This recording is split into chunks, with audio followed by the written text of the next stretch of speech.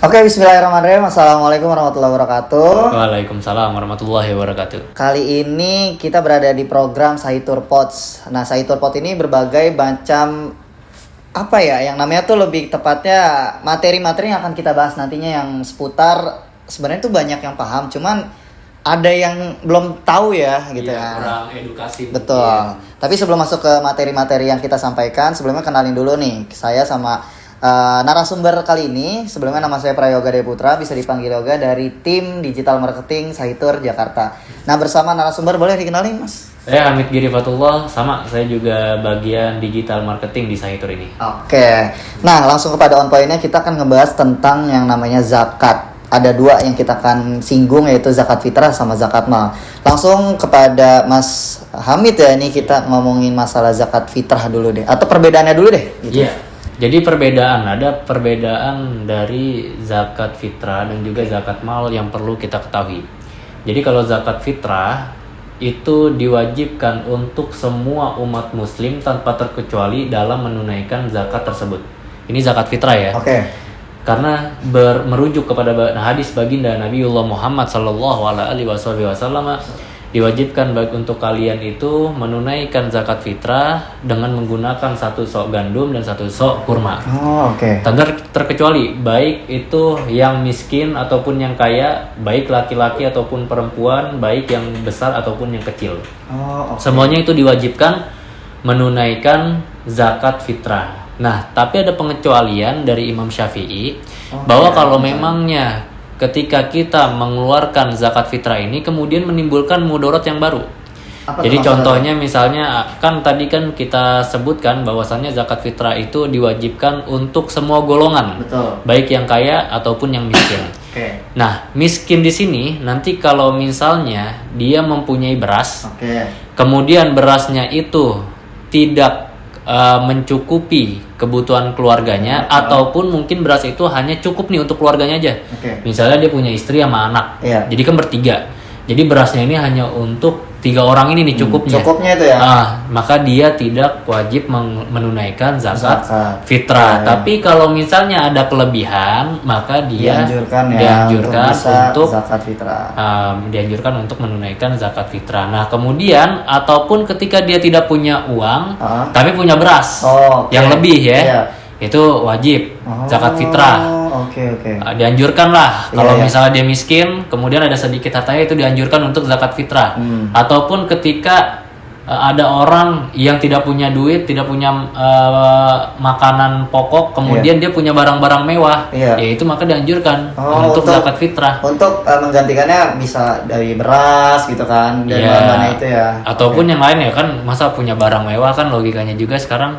Orang kalau punya barang mewah nggak mungkin dong nggak punya sedikit simpanan gitu kan, baik itu berupa uang ataupun beras gitu. Jadi kalau misalnya ini sebenarnya simpel ya, Islam itu nggak mensulitkan, bahwasannya kalau kita zakat itu jangan mempersulit diri sendiri. Misalnya contoh yang tadi kita ambil kesimpulannya, kita ada beras nih misalnya, terus kita cukup untuk makan keluarga aja gitu, apalagi 3 orang itu 1 keluarga. Nah, itu lebih kita memprioritaskan kepada keluarga ya. Iya, benar. Dan gitu juga kan zakat fitrah ini kan sebenarnya kan kaitannya itu bukan kepada harta, tapi kepada diri kita sendiri. Iya. Ya kan, membersihkan diri kita. Jadi ada orang yang pada saat bulan suci Ramadan yaitu perutnya puasa tapi mulutnya nggak puasa. Iya, benar. Ya kan, matanya nggak puasa.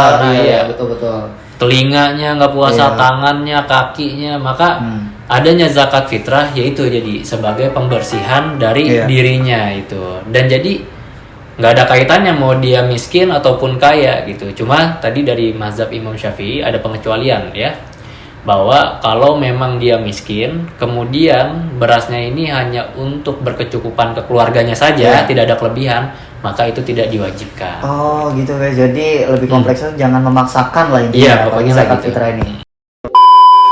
Nah, berujuk kepada topik selanjutnya, kita akan ngebahas tentang yang namanya zakat mal nih. Nah, oke deh, boleh kita langsung zakat mal itu seperti apa sih konteksnya? Nah, kalau tadi kan zakat fitrah itu kan diwajibkan untuk semua orang-orang muslim.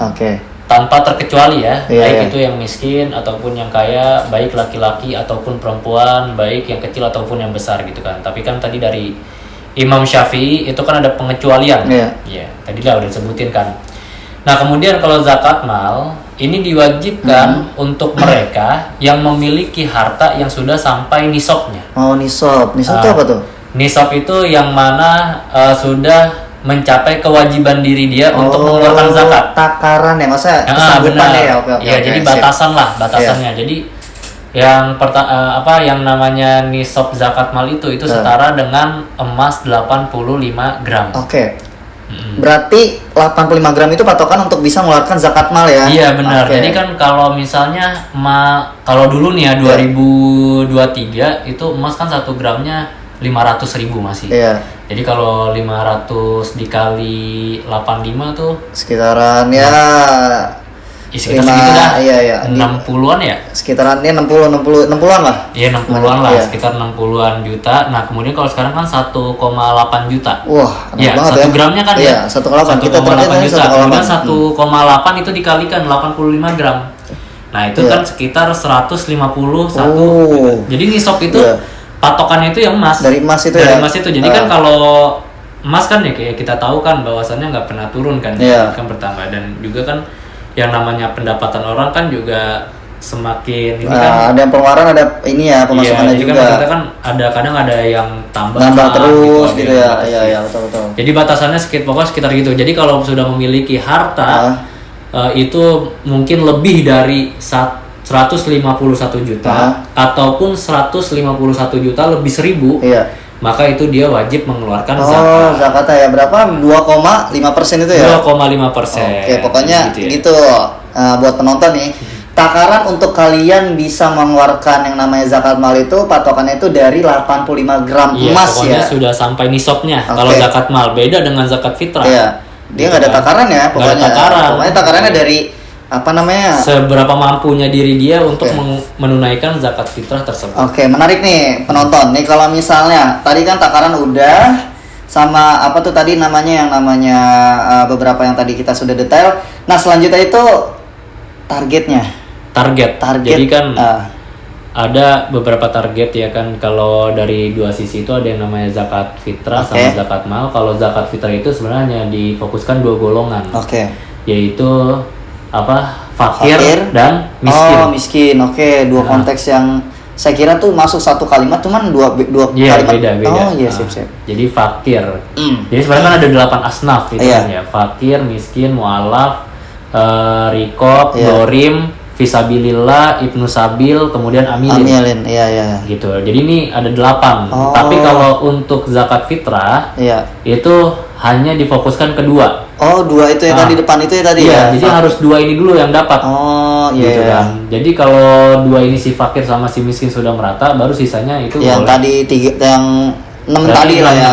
6 tadi itu boleh. Jadi kan terus juga kemudian kan banyak mungkin yang di luar sana itu berpendapat bahwasannya ustadz itu kan fisabilillah. Ustadz itu fisabilillah, jadi dia mempunyai hak untuk menerima zakat fitrah tersebut. Tapi lagi-lagi kita lihat dulu nih ustadznya ini, ustadz yang seperti apa? Apakah dia tergolong dari 2 golongan ini, yaitu fakir ataupun miskin? Jadi kan karena di kampung-kampung itu, di pelosok-pelosok itu kan banyak ustadz-ustadz yang ikhlas dalam mengajar, sehingga dia itu tidak mendapatkan bayaran dari mengajar ngaji tersebut. Akhirnya mungkin diberikannya dia zakat fitrah itu bukan karena termasuk fisabilillah, tapi karena dia termasuk dari 2 golongan ini. Di awal itu tadi fakir atau miskin lah. Tapi kalau kiainya punya Pajero atau Fortuner kan itu. Masa dia menerima pengertian tapi sebelum kita pengertian zakat sendiri itu spesifikasinya deh. Itu tuh kayak apakah emang barang pengendap atau kotor atau apa gitu, barang apa gitu. Nanti zakat mal. Kalau zakat fitrah kan tadi sudah dijelaskan di pertama, sebab yaitu kan membersihkan diri zakat fitrah itu kan. Zakat fitrah itu kan membersihkan diri, ya kan? Karena kan kita tadi itu puasa, ada yang puasa cuma perut doang, tapi mulutnya puasa. Benar. Nah, kemudian kalau untuk zakat mal itu targetnya itu nggak apa-apa, baru 8 asnaf. Itu. Jadi fakir, miskin tetap yang didahuluin harus fakir miskin juga ya kan. Fakir, miskin, mu'alaf, terus amilin, sabilillah, kemudian ibnu sabil, Kemudian apalagi tuh? Rikop, gorim itu kan. Jadi itu kita harus pahamin ya, fakir itu orang yang tidak mempunyai pekerjaan, kemudian kebutuhannya itu tidak terpenuhi. Berarti kalau misalnya fakirnya itu berarti dia itu nggak punya pekerjaan, terus juga dia nggak bisa memenuhi kebutuhan sendiri. Nah, iya benar banget. Itu tuh fakir. Iya. Penonton. Jadi bahwasannya fakir miskin itu ternyata satu kalimat, dua kata itu yang benar-benar beda. Satu yang benar-benar fakir yang emang kita mikir fakir miskin itu ya udah karena itu sama ya. Miskin sama kata ya. Bahwasannya kalau fakir itu malah yang dia nggak punya pekerjaan, malah terus ditambah dia itu nggak bisa menghidupi memenuhi kebutuhan dirinya ataupun keluarganya gitu. Sebaliknya kalau misalnya miskin itu malah dia ada pekerjaan. Cuman dia itu nggak bisa memenuhi kebutuhan dari dirinya ataupun keluarganya. Iya benar banget. Oke. Jadi gitu. Insight baru nih penonton. Kemudian ada namanya rikop. Rikop itu budak ya, yaitu ataupun orang yang ada di bawah penguasaannya seseorang lah dari orang lain gitu. Cuman sekarang masih ada nggak sih kalau budak? Ada sih. Ada ya. Mungkin kalau sekarang apa sih? Semuanya kan jadi profesi. Profesi ya kayak ART ya. Iya. Kemudian yang keempat itu gorim. Gorimin, yaitu orang yang mempunyai hutang tapi yang hutangnya ini tujuannya untuk bertujuan dengan syariat gitu. Jadi mungkin dia berhutang untuk menghidupi keluarganya. Itu masih bisa untuk bisa menerima ya. Iya, berhak menerima zakat. Kemudian apalagi mu'alaf, orang yang mungkin tertarik dengan Islam ataupun sudah masuk Islam tapi harus kita support ya. Dia harus kita support, itu berhak menerima zakat mal itu ya. Zakat mal. Kemudian tadi fi sabilillah, itu orang yang berjuang di jalan Allah. Kemudian amilin. Nah, nanti kita bahas itu perbedaan amilin dengan sama panitia zakat. Nah, nanti ya ada perbedaannya. Kemudian yang terakhir itu apa itu? Ibnu Sabil, orang yang melakukan perjalanan. Musafir kemudian kehabisan bekal. Oke. Jadi gitu guys, untuk runtutan dari yang namanya pembagian zakat mal itu kan ada 8 tadi, tapi cuman kita memprioritaskan yang memang di atasnya tadi, fakir ataupun miskin. Yaitu untuk zakat fitrah. Zakat fitrah. Nah, kalau zakat mal itu bisa ke 8 asnaf tadi. Pokoknya bisa kalian kira-kira untuk bisa dia menerima zakat mal ya atau gimana? Iya benar. Gitu. Nah guys, tadi udah bersinggung yang namanya perbedaan dari panitia zakat sama amilin ya. Iya. Nah tadi udah disinggung. Nah itu perbedaannya signifikan banget kayaknya deh. Apa deh kayaknya? Jadi ini saya ada satu dalil atau referensi. Itu di dalam kitab Al-Majmu' Syara' Al-Muhazzab ya. Itu di sini dikatakan fi bayanil afdoli. Jadi di dalam bab menerangkan keutamaan baik itu ketika baiknya itu memberikan zakat itu secara langsung diri kita sendiri nih yang ngasih, ataupun melalui amil, ya kan? Ataupun melalui wakil. Nah, wakil ini nih panitia zakat. Panitia ya. Nah, jadi di sini disebutkan qala ashabuna. Jadi telah berkata para ashab Imam Syafi'i, gitu kan. Tafriquhu bi nafsihi. Jadi menyerahkan zakat secara mandiri atau secara langsung afdalu minat tawkili bila khilafin. Jadi kepada mustahik nih, menyerahkan langsung kepada mustahik. Mustahik itu orang yang berhak menerima zakat. Nah, itu lebih afdol daripada menyerahkannya itu dengan wakil. Jadi berarti kita sendiri untuk bisa menyerahkan. Daripada menyerahkannya kepada wakil. Wakil ini kan panitia zakat yang ada di masjid atau musola gitu kan. Bila khilafin. Ini semua pendapat seperti ini tanpa ada perbedaan pendapat ulama lain. Jadi ini udah pasti afdolnya itu, lebih utamanya itu menyerahkan zakatnya itu secara pribadi ya. Secara langsung. Jadi gitu guys, untuk yang namanya afdol, keutamaan ya, yang namanya penyaluran zakat itu lebih baiknya kita yang menyalurkan. Cuman kalau misalnya memang kita nggak sempat kan ada yang namanya panitia zakat, bahkan amilin. Nah tadi amilin itu apa tuh? Tadi amilin. Jadi begini dulu, saya teruskan dulu ya. Kenapa sih kita tuh afdolnya itu memberikan langsung zakat? Li'annahu ala sikotin min tafriqihi bihila fil wakil gitu. Jadi karena karena diri sendiri ini lebih sikoh tuh lebih terpercaya, gitu ya, lebih terpercaya untuk menyerahkan langsung kepada yang berhak daripada wakil. Lebih terpercayanya karena wa ala taqdiri khiyanatil wakili la yasqutul fardu anil maliki. Jadi di sini juga disebutkan bahwasannya jika wakil berkhianat, jika wakil itu jika berkhianat ya, kita nggak menyebutkan bahwa semua panitia itu berkhianat. Jika wakil berkhianat, kemudian maka kewajiban zakat dari pemilik harta zakat tersebut itu belum gugur. Oh, malah dia ikut dia. Jadi la yasqutul fardu. Jadi ketika kita memberikan zakat kepada wakil, wakil ini panitia zakat, kemudian panitia zakat ini mungkin berkhianat. Berkhianat itu seperti dia tidak menyerahkan zakatnya kepada si mustahik, orang yang berhak zakat. Maka selama itu belum diberikan kepada mustahik itu, maka zakat pemilik harta ini belum gugur zakatnya. Sebagai contoh masih gini punya kewajiban untuk menunaikan zakat. Contoh gini, misalnya saya nih, saya mau nyerahin ke Mas Hamid untuk nih saya ada duit atau untuk zakat gitu. Terus Mas Hamid nih nggak menyerahkan kepada mustahik, berarti saya belum gugur untuk zakat itu? Belum gugur. Si wakilnya belum ngasih kepada orang yang berhak menerima zakat itu, yang mustahik itu. Selama masih di tangannya si wakil, ini masih belum gugur kewajiban si pemilik harta itu untuk mengeluarkan zakat. Lah kenapa itu? Li'annahu yadahu kayadih. Jadi karena sesungguhnya tangannya wakil ini seperti tangan si pemilik harta zakat tersebut. Jadi itu kayak ya sebenarnya sih ya karena perantara aja. Jadi kan kena wakil ya kan panitia zakat itu. Makanya disebutkan li'annahu yadahu kayadih. Jadi tangannya panitia zakat itu wakil ini itu seperti tangannya si pemilik harta. Begitu. Terus kemudian fama lam yasil almalu ilal mustahiqina la tabra'u zimatul maliki bihilafi daf'iha ilal imami.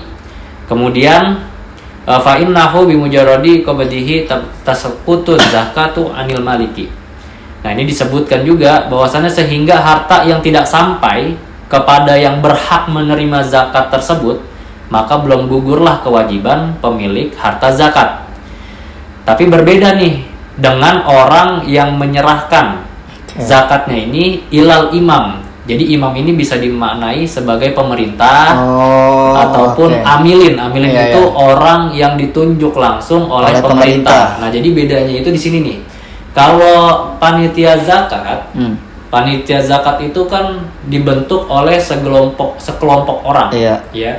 Yang artinya akhirnya itu menjadi sukarelawan. Benar. Menjadi sukarelawan yang tidak langsung ditunjuk oleh imam. Imam itu oleh pemerintah. Sedangkan amilin, amilin itu ditunjuk langsung oleh pemerintah. Jadi resmi lah. Penyalurannya resmi gitu ya? Iya benar, resmi lah. Jadi kalau misalnya kita berikan kepada siapa tadi panitia zakat ini, panitia zakat ini harusnya orang yang memiliki kehati-hatian yang besar. Iya benar. Sebab nanti takut zakatnya orang yang berzakat ini bercampur dengan zakat yang lain. Malah dia menerima zakat itu sendiri malah. Nah, itu makanya ini kan dijelaskan bahwasannya ini berbeda dengan jika dia menyerahkan kepada imam atau amil. Ya kan? Maka hanya dengan diterima oleh imam atur amil maka gugur semuanya kewajiban zakatnya itu. Dia udah berzakat lah intinya. Nah, jadi kan kalau tadi bedanya wakil itu kan harus disalurkan lagi kepada mustahik.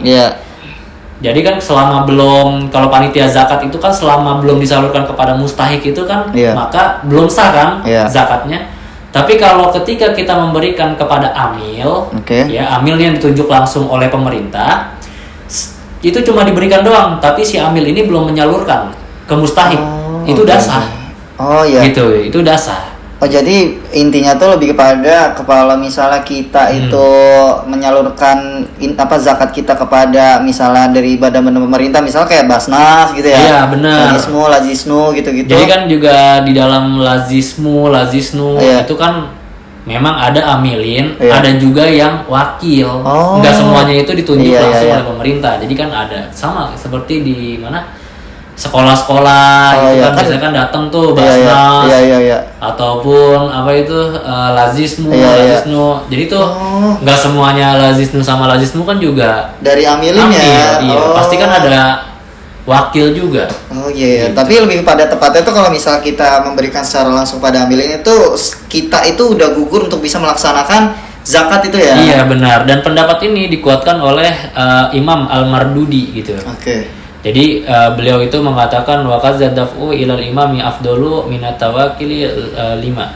Jadi kalau misalnya begitu juga ketika menyerahkan zakat kepada imam atau amil, ini lebih utama daripada menyerahkannya kepada panitia zakat. Jadi selain diri kita yang lebih afdol memberikan langsung kepada mustahik, itu yang kedua itu yang lebih afdol itu memberikannya, kita menyerahkannya kepada amil. Bukan kepada wakil. Dan memang yang dikhawatirkannya itu sebenarnya ketika kita misalnya mungkin ada orang yang golongan miskin tapi dia mempunyai kelebihan beras ya di rumahnya, akhirnya kan dia kan dianjurkan untuk mengeluarkan zakat fitrah kan. Nih si miskin nih mengeluarkan zakat fitrah ya kan. Kemudian mungkin karena kurangnya kehati-hatian si panitia zakat ini, itu ya. Akhirnya nih berasnya si fulan nih, kita sebutnya namanya Agung lah ya. Si Agung nih berzakat, kemudian berasnya ini karena panitia kurang hati-hati dicampur nih dengan beras yang lain. Nah, ketika pada pembagian zakat, si Agung kan termasuk dari golongan asnaf berhak menerima zakat tersebut kan. Nah, kemudian kalau dia menerima zakatnya sendiri, bukan nggak keseluruhan deh, meskipun sedikit aja, sebutir tuh ya, nggak sebutir juga lah, ya pokoknya sedikit lah, berapa lah pokoknya gitulah, sedikit sekepelan gini atau itu maka gugur zakatnya, nggak sah gitu, nggak sah itu zakatnya. Dan makanya artinya artinya itu memang yang namanya panitia zakat ini memang harus orang yang benar-benar paham dengan zakat. Berbeda ketika kita memberikan kepada amil. Amil ini kan yang tadi ditunjuk pemerintah langsung kan, kita ngasih beras kepada dia kemudian menaruh beras tersebut, itu kan udah sah tuh zakatnya, sah dong karena kan diberikan kepada pemerintah. Amil amil kan yang orang yang ditunjuk langsung oleh pemerintah. Kan, oleh imam, sah. Kemudian nggak sengaja beras itu kembali lagi kepada dirinya, tetap sah zakatnya. Begitu bedanya tuh. Berarti lebih riskan kepada yang wakil tadi ya, berarti makanya kalau ke wakil tuh hati-hati. Makanya saya tuh selalu diajarkan oleh orang tua saya bahwa tuh saya tuh harus langsung memberikan sendiri karena kita paham kondisi orang-orang yang benar-benar kekurangan harta, mana yang definisinya itu fakir ataupun miskin, kita paham dari dua golongan ini kan. Kita bisa melihat langsung kan. Ataupun dia ketika kerja ya kan, yang tadi miskin kemudian kebutuhannya tidak tercukupi, belum terpenuhi itu kita paham. Makanya orang tua saya itu selalu mengajarkan untuk memberikan langsung.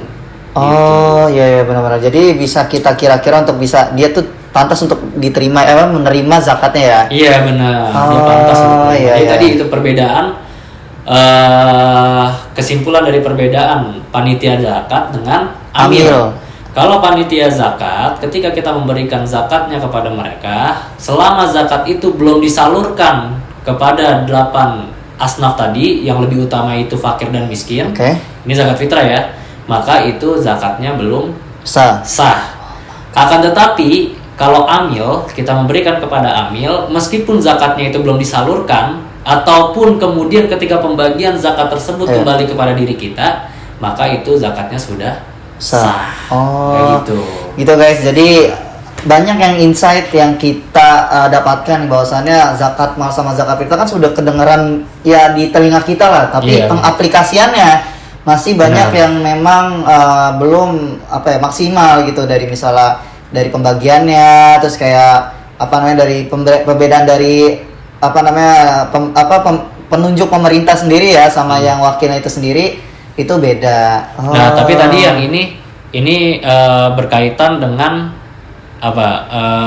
kalau ini nih lebih ke zakat fitrah sih. Kenapa tuh? Kalau ini Ya karena kan di sini kan disebutkan karena ada wakil. Oh iya. Jadi kan ya emang sih wakil kan macam ada yang dari lazismu. Iya benar. Tapi kan kebanyakan yang kalau misalnya wakil pembentukan panitia zakat itu kebanyakan kan pada saat bulan suci Ramadan. Nah ini kembali lagi tadi saya lupa menjelaskan waktu perbedaan zakat ya. Oke. Waktu perbedaan zakat. Kalau zakat fitrah itu hanya dilaksanakan pada saat bulan suci Ramadan. 1 tahun sekali berarti 1 tahun ya. Ya karena kan tadi kan kita juga sedikit menyinggung kan ada orang yang puasa. Oh iya benar hanya puasa perut ya, tapi mulut, tangan, mata itu masih ya. Kemudian kalau zakat mal itu waktunya ketika dia menyimpan harta itu sudah dalam haul, 1 haul. Oh, 1 haul. 1 haul itu berarti 1 tahun. Oh, 1 tahun guys. Iya. 1 tahun. Misalnya dia sekarang tadi berapa?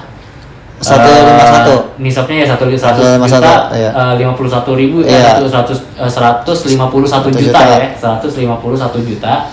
Maka kalau lebih dari hartanya lebih dari 151 misalnya ya kita bulat aja 200 juta ya. Iya.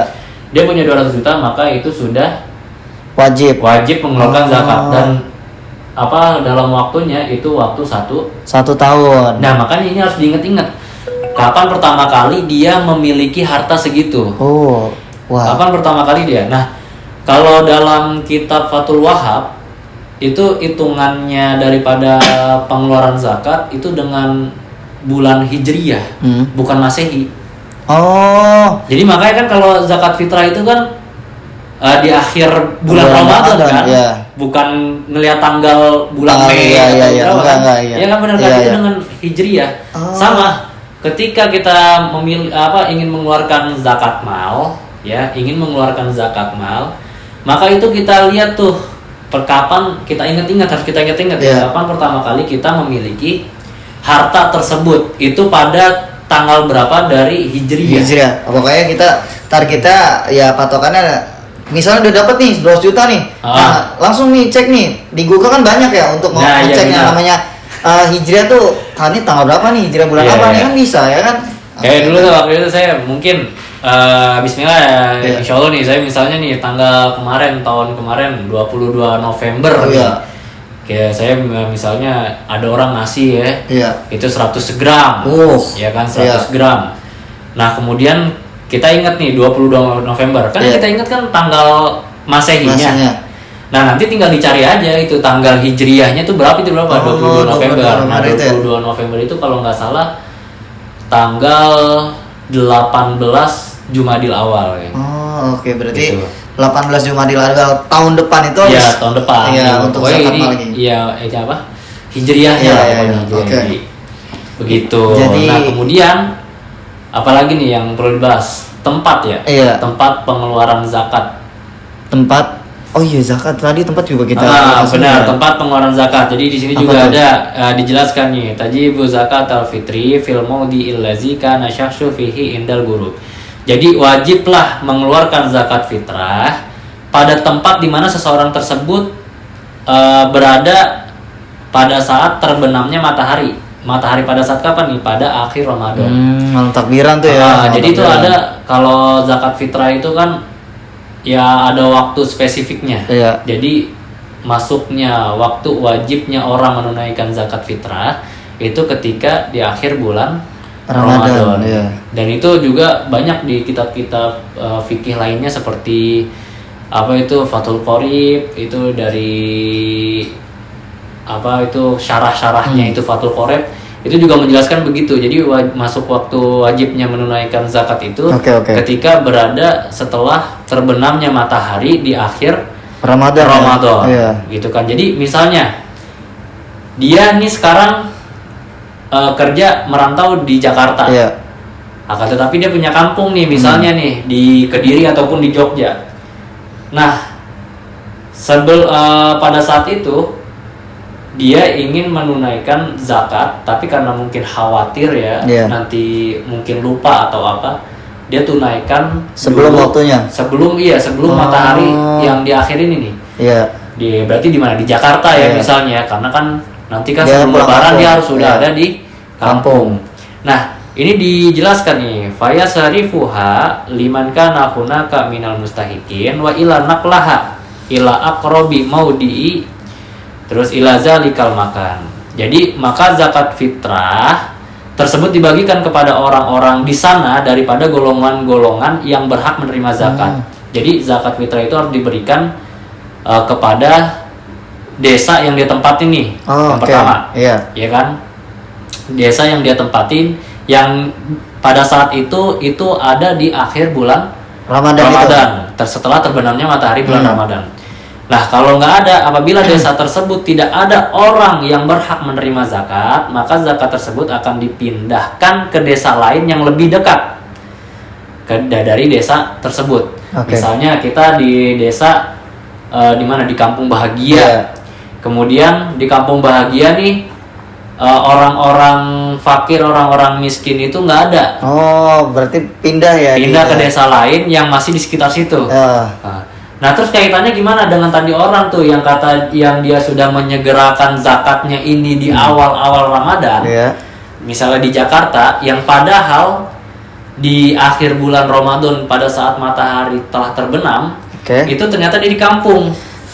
Maka ini disebutkan di sini wala yajzi'uhul mu'ajjalu law kana qad ajalaha wal halatu hazihi bal yahruju saniyan.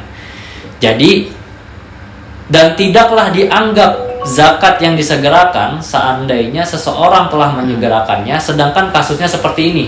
Nah, kasus seperti ini tuh yang tadi tuh. Iya, yang disebutin tadi ya. Padahal dia pada saat matahari akhir bulan Ramadan terbenam, dia bukan di Jakarta nih, tapi di kampungnya. Tapi sebelumnya tuh dia udah bayar ya. Udah bayar di Jakarta. Maka kalau di sini itu kasusnya itu nggak dianggap zakatnya. Itu lebih kepada sodako jadinya ya. Iya, jadi sedekah nggak dianggap. Zakatnya ini nggak dianggap. Tapi dia kalau mau dianggap lagi baliyah haruju sanian. Akan tetapi ia wajib mengeluarkan zakat untuk yang kedua kalinya. Gitu. Nah, ngeluarin zakat 2 kali nih ya. Dia harus mengeluarkan zakat untuk yang kedua kalinya. Mungkin ini pendapat yang lebih afdol kali ya. Tapi ada juga, dulu saya ngaji sama guru saya itu ada pendapat dari Imam Ujail kalau nggak salah. Itu nggak apa-apa, dengan kasus seperti ini tuh nggak apa-apa, tetap sah-sah saja zakatnya, jadi nggak ada masalah.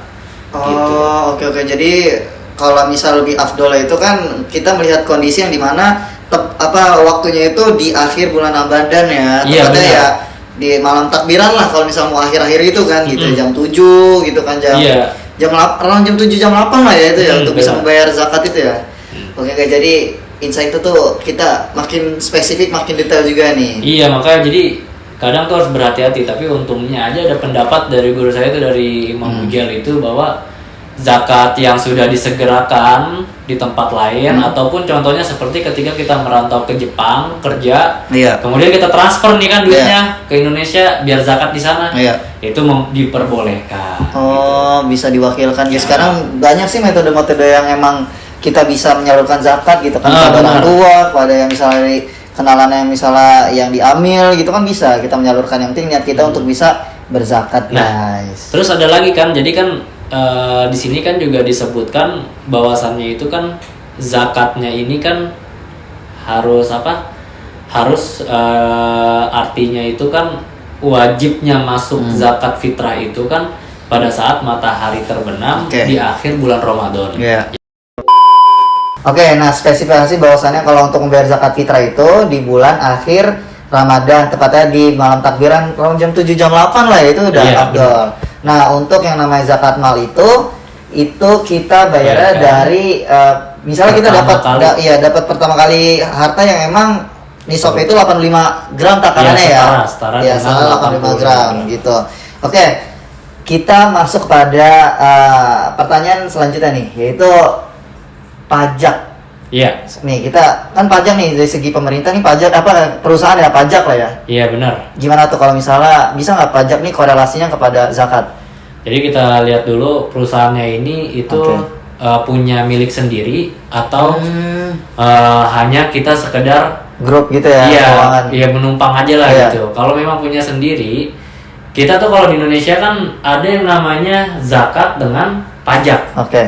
Nah, ini kan dua hal yang berbeda. Jadi dulu waktu zaman Rasulullah ataupun waktu masih Islam ini berperang ya antara agama, Jadi pajak ini hanya untuk mereka yang orang-orang non-muslim. Oh, oke. Sebab apa? Sebab itu sebagai bentuk perlindungan diri dia kepada pemerintah Islam pada saat itu. Iya. Nah, sedangkan zakat ini diwajibkan untuk umat Islam, tapi dia tidak wajib membayar pajak. Nah, pada saat ini kan kita kan wajib dua-duanya, ya kan? Oh iya ya. Jadi ini tuh sebenarnya dua hal yang berbeda, jadi nggak bisa disatukan ya. Kalau kita itu ya bayar pajak, bayar zakat, iya begitu. Jadi sejarahnya begitu. Jadi kalau kita tuh sekarang dua kan. Iya. Kalau di negara-negara Muslim tuh cuma wajib membayarkan zakat, nggak ada pajak. Gitu guys. Jadi kalau misalnya kalian yang misalnya punya perusahaan, jadi ya nggak bisa disatukan dari pajak ke zakat tuh ya. Iya, jadi pajaknya ini dianggap sudah bersamaan dengan zakatnya, itu nggak bisa. Betul, jadi nggak bisa. Karena kan memang kalau kita kan urusan pajak itu kan sama pemerintah. Oke. Ya kan, ya memang yang namanya zakat ini ada juga urusannya dengan amil, yaitu orang yang tadi ditunjuk pemerintah. Ada juga kan, tapi kan yang lebih afdolnya tadi pertama itu kan kita memberikannya sendiri. Iya betul. Ya kan, kalau zakat itu kan. Iya. Ya jadi begitu. Jadi dua hal yang berbeda antara zakat dengan pajak. Oke guys. Nah jadi intinya nggak bisa digabung ya. Oke. Nah sekarang pertanyaan terakhir yang benar-benar saya pengen tanyain ini bahwasannya untuk kalangan anak muda nih ya, Gen Z. Nah gimana sih cara untuk kita bisa bayar, apalagi kan misalnya kan korporat udah banyak nih kan ya. Benar. Itu gimana ya bahasanya? Membayar zakat apa nih? Iya. Jadi sebenarnya kalau tidak sampai nisabnya itu kan kita tidak diwajibkan membayar zakat. Cuma ulama modern sekarang itu kan mengadakan yang namanya zakat profesi, artinya pendapatan. Dan misalnya kita pendapatan sebulan 5 juta, kemudian dikalikan 12 berarti berapa? 60 juta. Itu nggak sampai nisabnya kan? Nggak sampai nisabnya. Kemudian kalau kita ingin berzakat itu boleh nggak? Boleh-boleh saja ya. Dari berapa? 5 juta itu 2,5% itu berapa? Ya kita keluarkan, kita sisihkan. Berarti tapi tetap dihitung zakat ya, bukan sedekah ya? Nah, zakat ini kan sifatnya kan ta'abudi, yaitu melaksanakan perintah Allah tanpa alasan apapun. Oke. Gitu. Jadi begitu aja udah, kayak sebagai bentuk ta'abud aja. Kita keluarkan zakat ya, untung-untung sebenarnya kan di dalam harta kita ini juga kan ada hak orang lain juga. Betul. Jadi kita sisihkan sedikit uang dari hasil pendapatan kita kepada mereka yang memerlukannya gitu. Jadi nggak harus sampai nisabnya. Tapi itu benar, maksudnya hitungnya zakat kan ya? Iya, zakat. Nah, ini motivasi untuk anak-anak Gen Z sekarang ya, anak-anak muda yang sekarang itu kalau memang ingin berzakat ya nggak harus sampai nisabnya. Jadi anggaplah itu sebagai ta'abud lah, sebagai memenuhi perintah Allah tanpa alasan apapun gitu. Jadi untuk pembersihan harta juga bisa gitu, biar hartanya ini lebih lebih bersih lah ya. Karena kan masih ada hak orang lain ya. Jadinya berkah. Betul. Jadi kalau harta banyak nggak berkah kan, itu kan nggak ada apa-apanya. Tapi kalau harta yang kecil kemudian mendatangkan keberkahan, yaitu yang menjadikan bertambahnya nikmat kita. Betul. Jadi gitu guys, banyak yang pembahasan yang kita tadi sudah bahas, dari misal zakat fitrah, zakat mal, terus juga perbedaan korelasi dari pajak sama zakat, terus juga motivasi untuk Gen Z untuk bisa zakat mal itu sendiri. Oke guys, sudah di akhir sesi, terima kasih banyak nih. Tapi sebelum kita tutup, boleh nih Mas Hamid untuk closing statement dari rangkuman pembahasan kita tadi nih.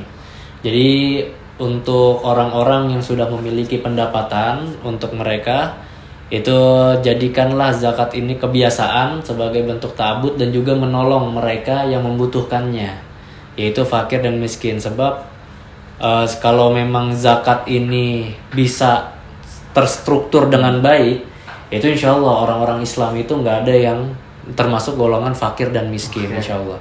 Jadi saya berharap sisihkan sedikit lah itu sebagai bentuk ta'abud ya, menjalankan, melaksanakan perintah Allah tanpa alasan apapun gitu. Jadi ya nggak berat lah kalau 5 juta 2,5%-nya itu disisihkan untuk zakat. Setiap bulan kita keluarkan zakat, kita berikan kepada mereka, orang-orang sekitar kita yang membutuhkan. Bukan hanya yang kemudian kita anggap dia 8 asnaf, tapi sebenarnya mereka mampu, gitu. Tapi yang benar-benar fakir dan miskin kita berikan kepada mereka agar mereka itu merasa terbantu dan juga merasa diperhatikan oleh agama ini, gitu. Oke guys, jadi beberapa closing statement yang sudah diberikan sama Mas Ami, semoga saya juga bisa melaksanakan gitu kan. Amin. Ya, kita semua bisa melaksanakan ya. Oke guys, udah penghujung di acara Sai Turpot. Terima kasih udah nemenin atau sudah menonton dari pertama sampai di closing ini. Dari kita kalau misalnya ada kata-kata yang kurang berkenan, mohon dimaafkan ya kan. Ataupun mungkin dari saya ada penyampaian yang tidak sependapat ya. Maka itu ya tinggal kalian ingin menjalankan pendapat ini ataupun pendapat lain, tapi jangan berarti mencari mudahnya doang. Kemudian itu mencomot-comot pendapat lain agar hidupnya ini lebih mudah gitu. Malah jadi nanti nggak ada aturan, kan alhamdulillah. Harus hidup ini harus penuh aturan ya. Iya benar, agar kita ini terbimbing. Terarah. Gitu maksudnya. Oke, guys, terima kasih sekali lagi. Kurang lebihnya mohon maaf. Assalamualaikum warahmatullahi wabarakatuh. Waalaikumsalam warahmatullahi.